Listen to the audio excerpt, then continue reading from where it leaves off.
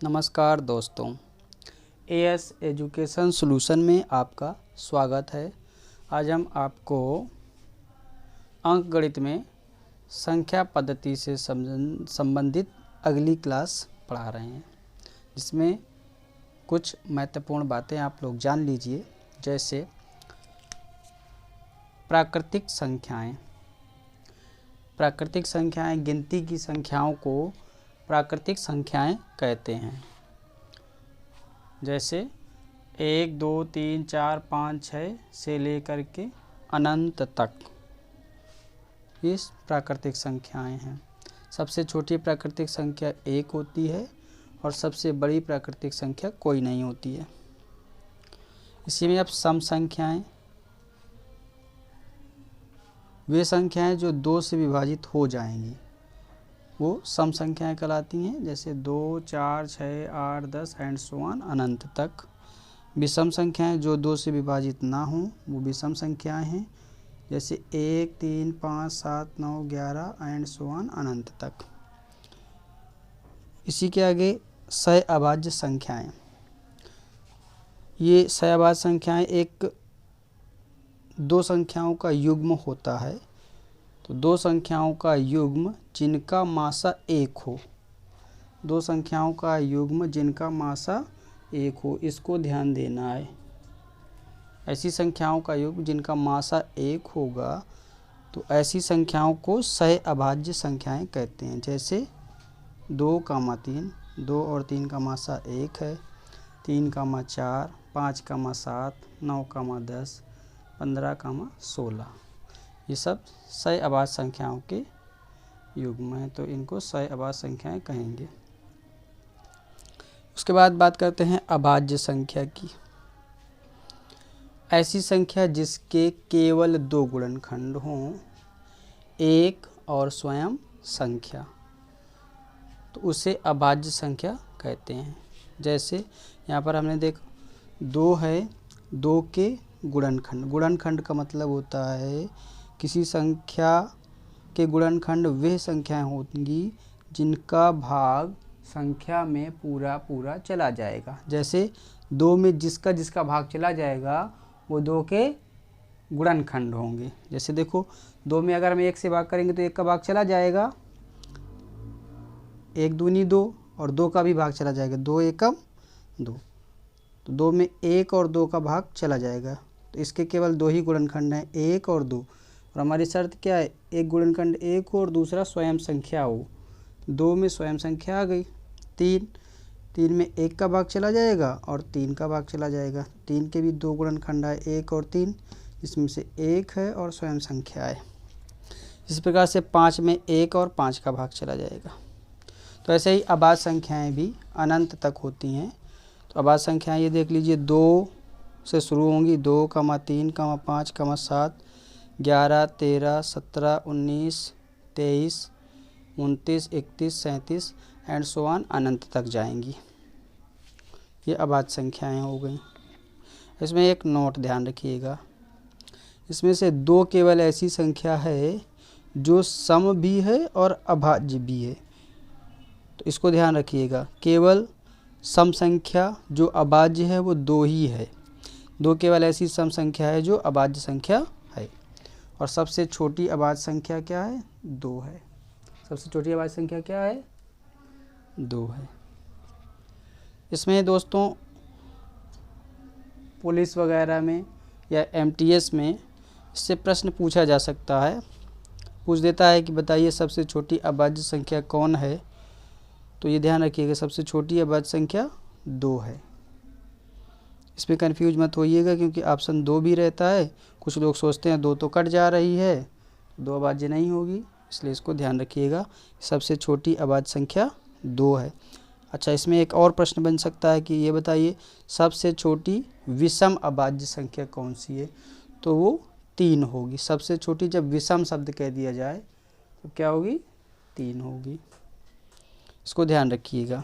अच्छा, जैसे अब हमने यहाँ पे 2, 3, 5, 7, 11, 13, 17, 19, 23, 29, 31, 37 तक ही लिखा है। मान लीजिए कि और इससे बड़ी संख्या हो और आपसे अभाज्य संख्या पूछे, तो आप अभाज्य संख्या कैसे बताएंगे। तो आइए उसके बारे में जानकारी प्राप्त करते हैं। इसको सब लोग ध्यान से नोट कर लीजिएगा।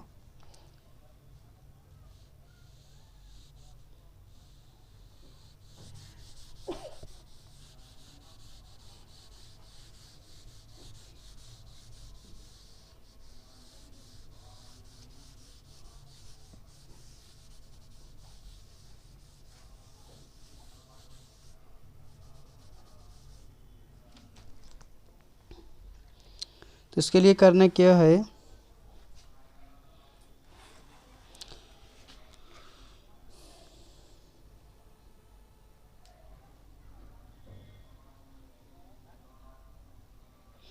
जैसे मान लीजिए अब हम लोग देखते हैं, एक बड़ी संख्या ले लेते हैं 173 और इसे पता लगाते हैं ये अभाज्य है या नहीं। इसके लिए क्या करेंगे दोस्तों, इसके पास की पूर्ण वर्ग संख्या देखेंगे। इसके पास की क्या देखेंगे, पूर्ण वर्ग संख्या। तो 173 लिखा हुआ है और इसके पास की पूर्ण वर्ग संख्या कौन सी होगी,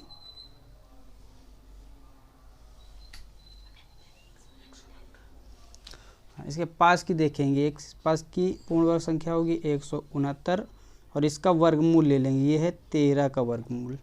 169 किसका वर्गमूल है, 13 का।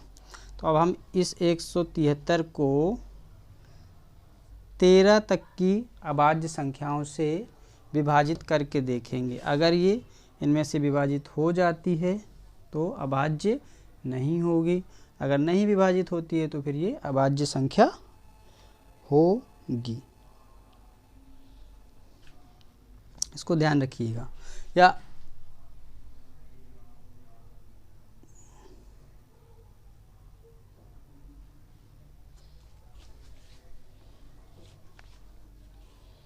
तो 2 से इसको, सबसे छोटी अभाज्य संख्या 2 होती है, 2 से तो एक रूल बताया था नहीं कटेगी।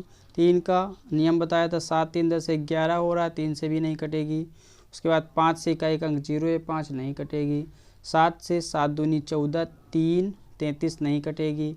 7 के बाद 11 से 11 एकम 11, 6 63, 11 से भी नहीं कटेगी। 13 से 13 एकम 13, 4 43, 13 3 39, 13 से भी नहीं कटेगी। इसका मतलब ये 2 से 2 3 5 7 11 13 यहाँ तक की अभाज्य संख्याओं से ये नहीं विभाजित होती है, विभाजित नहीं है।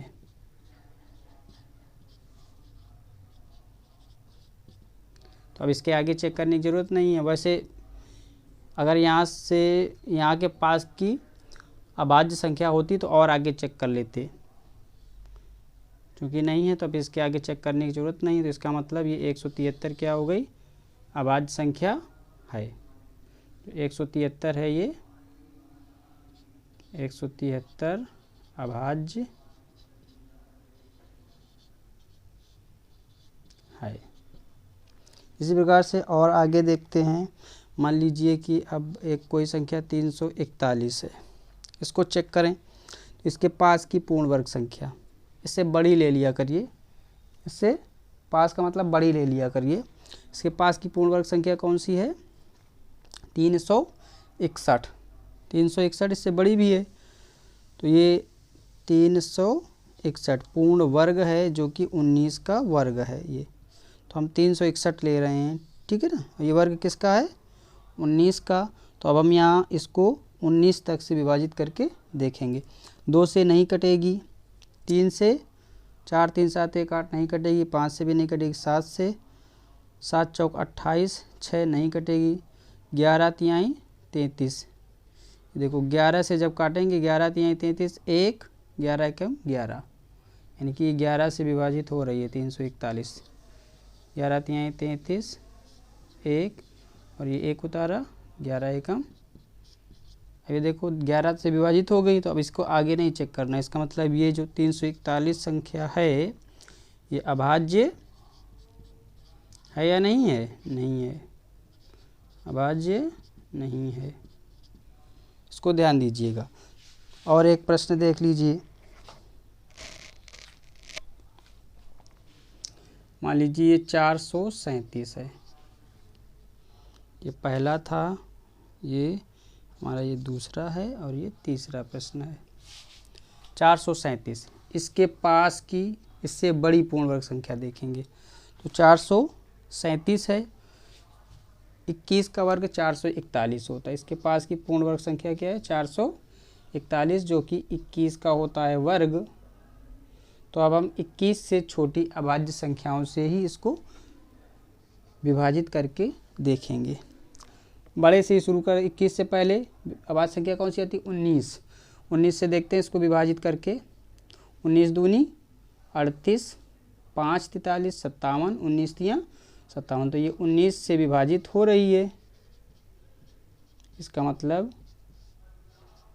ये 437 अभाज्य नहीं है, अभाज्य नहीं है। ये बात समझ में आ गई। ऐसे कोई भी संख्या हो तो उसको उसके पास की पूर्ण वर्ग संख्या निकालेंगे और उसका वर्गमूल लेंगे, वहाँ तक की अभाज्य संख्याओं से विभाजित करके देखेंगे। अगर किसी से विभाजित हो रही है तो फिर अभाज्य नहीं है, यदि विभाजित ना हो तो फिर अभाज्य है। अगर विभाजित ना हो तो अभाज्य है। ठीक है, समझ में आ गया ये? ठीक है।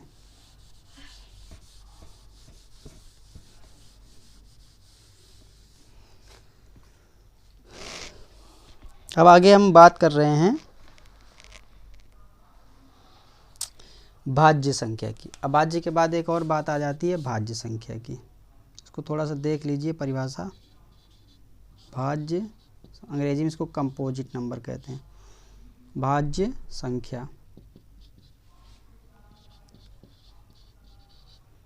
ऐसी संख्या जिसके 2 से अधिक गुणनखंड हों।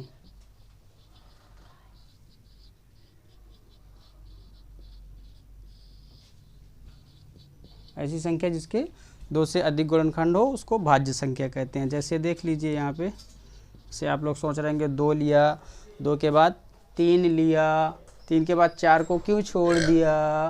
तो आइए देखते हैं 4 को क्यों छोड़ दिया।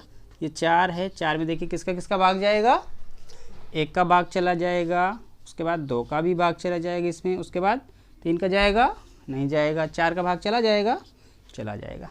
अब आप देख लीजिए यहाँ पर 4 के गुणनखंड कितने हो गए 1 2 3, यानी 2 से अधिक गुणनखंड हो गए तो 4 क्या हो गई भाज्य संख्या हो गई।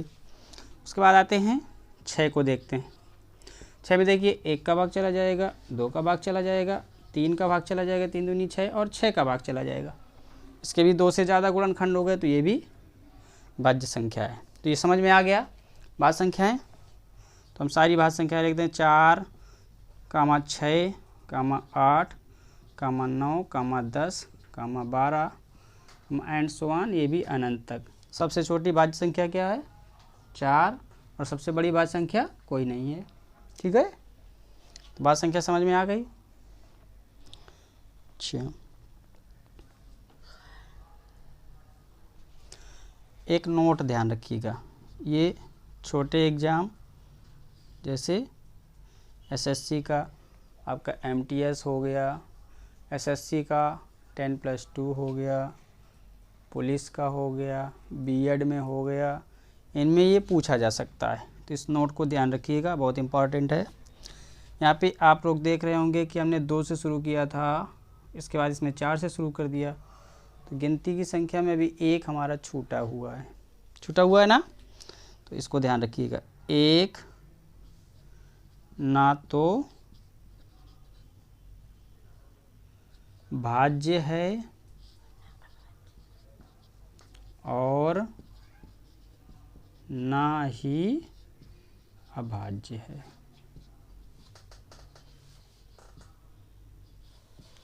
एक ना तो भाज्य संख्या है और ना ही अभाज्य संख्या है। इसको ध्यान रखिएगा। क्यों ऐसा है, क्योंकि भाज्य संख्या में 2 से अधिक गुणनखंड होने चाहिए। अब इसमें 1 है, 1 का तो कोई गुणनखंड हो ही नहीं रहा, एक ही गुणनखंड, और एक में एक ही का भाग जा रहा है, तो एक का केवल एक ही गुणनखंड हो रहा है, तो भाज्य संख्याओं की शर्त को भी पूरा नहीं कर रहा है। और अभाज्य संख्याओं की शर्त थी कि कम से कम 2 गुणनखंड हों, वो भी नहीं पूरा कर रहा, क्योंकि एक है, एक में केवल एक का भाग जा रहा है, इसका मतलब एक का केवल एक ही गुणनखंड है, इसलिए एक ना तो अभाज्य है और ना ही भाज्य है। समझ गए ना, एक ना तो भाज्य संख्या है और ना ही अभाज्य संख्या है। इसको ध्यान रखिएगा, भाज्य हमने लिख दिया, आगे संख्या समझिएगा, भाज्य संख्या और ना ही अभाज्य संख्या है। इतनी बात समझ में आ गई? आ गई कि नहीं आई? आ गई। अब आगे एक और छोटा सा पॉइंट है, उसको थोड़ा सा ध्यान दीजिए।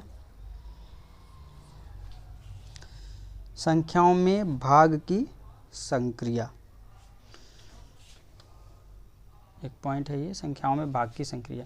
मान लीजिए ए कोई संख्या है, इसमें हमें भाग करना है बी से, बी से हम भाग करते हैं, यहाँ पर पहाड़ा पढ़ते हैं बी का, तो यहाँ पर आर बच जाता है और पहाड़ा पढ़ते हैं हम क्यू बार। ठीक है, एक कोई संख्या है जिसमें हम भाग दे रहे हैं बी से, तो इस बी को कहेंगे भाजक। क्या कहेंगे? भाजक। आर को कहेंगे शेषफल। क्या कहेंगे? शेष। ए को कहेंगे भाज्य, ए को क्या कहेंगे? और इसको कहेंगे भागफल। क्यू को, क्यू को क्या कहेंगे? भागफल। ठीक है, तो इसको थोड़ा सा ध्यान रखिए। अब यहीं से सूत्र बन जाएगा, भाज्य बराबर भाजक गुणा भागफल धन शेषफल, यानी ए बराबर बी क्यू धन आर। ए भाज्य है, तो भाज्य बराबर बी भाजक है, भाजक गुणा भागफल धन शेषफल। चाहो तो हम इसको लिख देते हैं, भाज्य बराबर, कन्फ्यूजन ना हो कोई इसलिए लिख देते हैं, भाज्य बराबर भाजक गुणा भागफल धन शेषफल। ये बहुत बेसिक से हम गणित पढ़ा रहे हैं, इसको ध्यान से पढ़िए, बिल्कुल बेसिक है, एक एक चीज़ कवर करेंगे, ध्यान से पढ़िए, एक एक चीज़ कवर करेंगे। अच्छा, यहाँ पे एक शर्त होती है, ये ए बराबर बी क्यू धन आर में एक शर्त होती है, उसको ध्यान रखिएगा। शर्त क्या होती है इसमें? जो ये रिमाइंडर है आर, जो आर है ये शेषफल रिमाइंडर है, ये आर की वैल्यू हमेशा भाजक से छोटी होगी। आर की वैल्यू क्या होगी? हमेशा भाजक से छोटी होगी। अब छोटी होगी तो कितनी छोटी होगी? कितनी छोटी होगी? ये आर की वैल्यू कितनी छोटी होगी? ये 0 से बड़ी भी हो सकती है और 0 के बराबर है, यानी जो शेषफल है वो 0 भी आ सकता है, 0 के बराबर, या 0 से बड़ा भी, लेकिन भाजक से छोटा ही आएगा। ठीक, तो ये शर्त होती है, इसमें कन्फ्यूजन नहीं होना चाहिए। ठीक है, तो इतनी बात समझ में आ गई।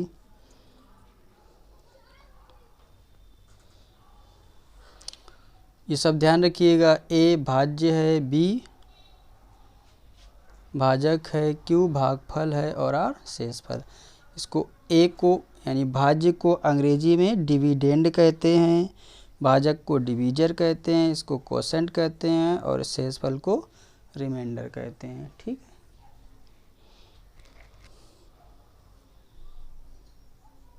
अच्छा, इसका एक सवाल, इसी सूत्र पर आधारित एक सवाल छोटा सा है, थोड़ा सा कर लिया जाए।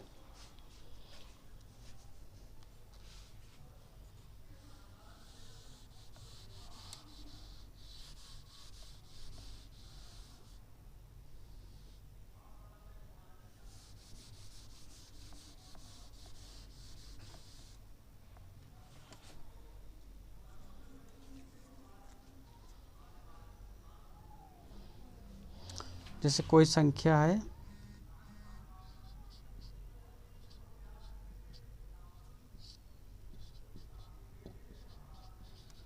संख्या है कोई, मान लीजिए 1043 कोई संख्या है।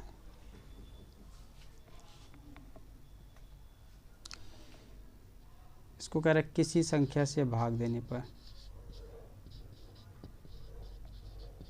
संख्या से भाग देने पर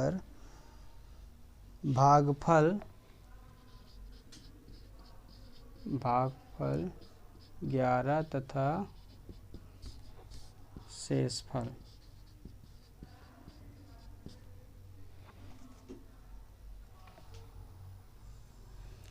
20 आता है तो भाजक बताओ।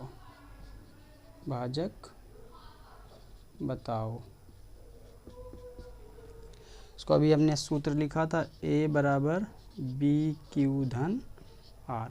R शेषफल है, B भाजक है, Q भागफल है और A भाज्य है। इसी सूत्र में रख देंगे, ये इसमें भाग दे रहे हैं ना, तो 1043 क्या है, भाज्य है, बराबर B हमें ज्ञात करना है, भाजक गुणा Q, कोसेंट हमको भागफल 11 दिया है, धन R 20 दिया है। तो ये धन वाला है, इसको समीकरण से समझिए, ये धन वाला है, इसको इधर ले आएंगे। 1043 धन का 20 इधर आएगा तो ऋण का 20 हो जाएगा, बराबर B गुणा 11, 20 घट जाएगा तो ये बचेगा 1023 बराबर B गुणा 11। अब ये 11 इधर आ जाएगा तो 11 का भाग इसमें लग जाएगा, 1023 बटे 11 बराबर 11 से भाग कर दीजिए, 11 9 99, 3 बचा 33 हो गया, 11 तिहाई 33। तो भाजक हमारा आ गया कितना, भाजक कितना आ गया, 93। इस तरह से अगर सवाल आएगा तो ऐसे ही सॉल्व हो जाएगा।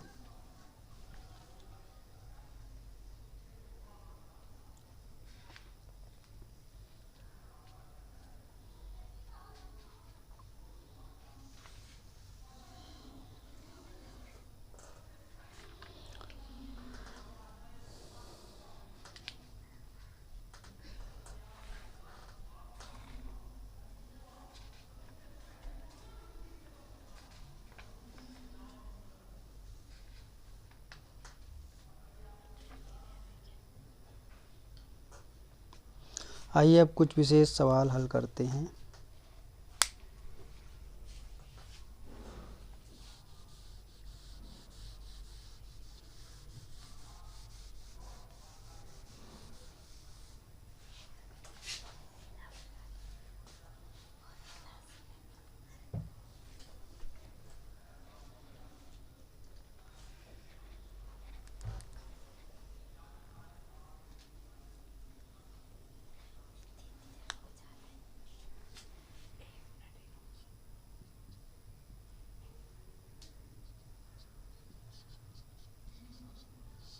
सम संख्याएं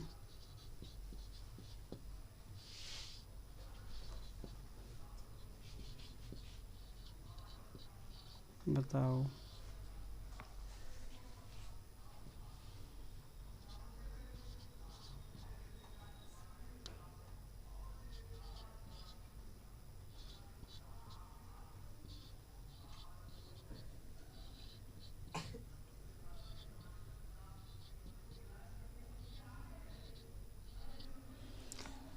ये कुछ संख्याएं दी गई हैं, इसमें आपको सम संख्याएं बताना है।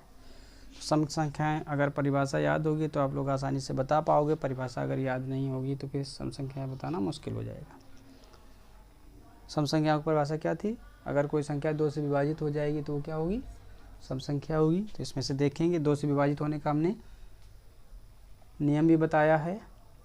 केवल इकाई का अंक देखते हैं, बताया था इकाई का अंक अगर 0 2 4 6 8 होगा तो 2 से विभाजित हो जाएगी, यानी वो संख्या सम होगी। ये 0 है, 2 से विभाजित हो जाएगी तो ये क्या है, सम है। 120 सम है, कामा ये 2 से विभाजित नहीं होगी, ये हो जाएगी 632। ये नहीं होगी क्योंकि यहाँ पे 5 है, ये हो जाएगी 7238। ये सम संख्या है, ये इतनी सम है। इनके अलावा जो संख्याएं लिखी गई हैं वो सब क्या हैं, विषम संख्याएं हैं। आपके लिए एक छोटा सा सवाल है। 1 से 100 तक सभी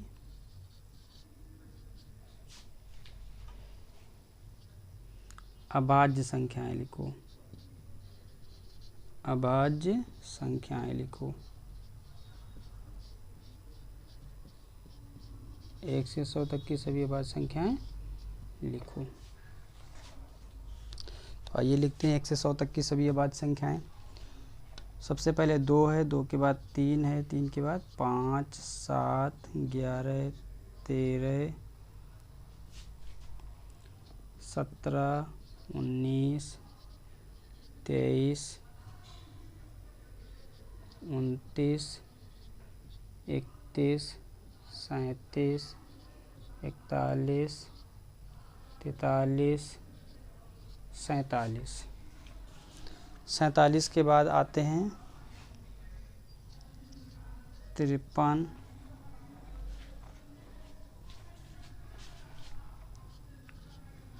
59, 61, 67, 71, 73, 79,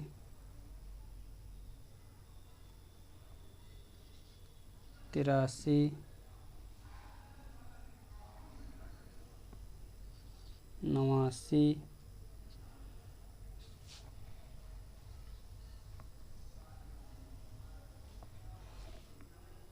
97।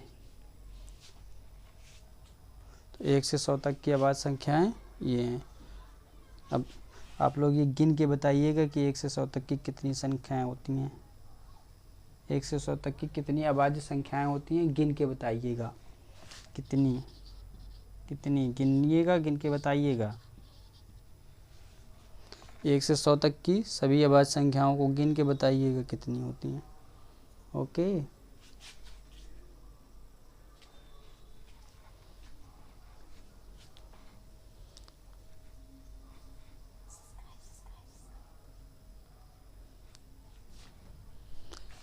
कृपया सभी लोग वीडियो ज़रूर देखें, और जो वीडियो पसंद आए तो लाइक सब्सक्राइब करना ना भूलें।